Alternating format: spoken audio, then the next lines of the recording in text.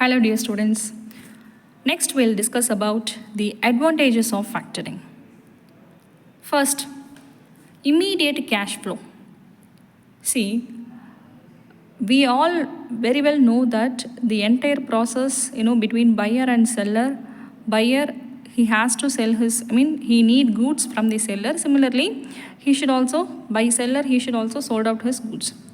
But this cannot happen on cash basis. The entire process it is happening on credit basis. Okay, so in this scenario, so immediate cash flow, see, seller he has to do the production process, right? So he cannot stop his production. He cannot, if he stops his production again, then next further process entirely it will be passed. So in this scenario, cash flow, immediate cash flow is what he can able to raise. Okay, so where by means of getting that cash flow, again he'll do the production, the entire process it just goes on, so without any interruption. Next, so no collateral. Yes, so factoring doesn't require any collateral documents.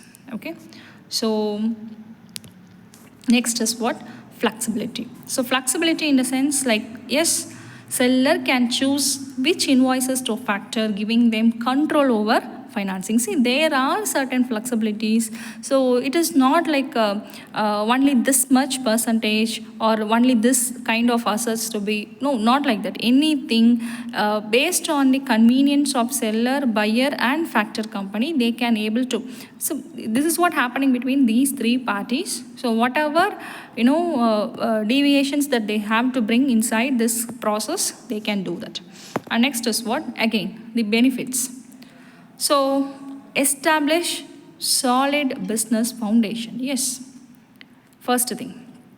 So these are all the other different benefits, like, yes, solid business foundation in the sense healthy credit history. See, only if the buyer or the seller, they both are in the if they both are maintaining proper credit facilities, proper transactions with their financial institutions. So in that scenario, this factoring it works out. This factor company, they have some confidence towards this buyer or towards the seller. Okay, so in this scenario, healthy credit history should be there, healthy payroll and tax payments, and retain customers and employees. All these things can be achieved. Next, maximize profitability. See, cheaper supply. Yes, faster paying customers, pay down debts. See, everything. We need not to face any difficulties. Why? Because there are so many services, so many benefits because of this factoring. Retain equity and business control, continuous source of operating capital. So all these things actually brings higher profits, right? Next is capture growth opportunities, in the sense like full capacity, full utilization of the inventories, and even all other activities like marketing, R&D. So anything it needs some extra capital, right? And overall business planning, it is also improved. Next, disadvantages.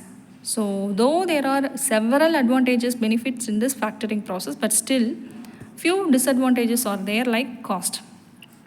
It can be expensive at some point. Why? See, factoring company, actually that company is taking some commission because of the process that what they are providing, right? So that cost, sometimes few factor companies are taking such a huge interest, huge commission. So that is why somehow difficult for the seller. So yes, discount rate, factoring period, so all these things included in the factor fee.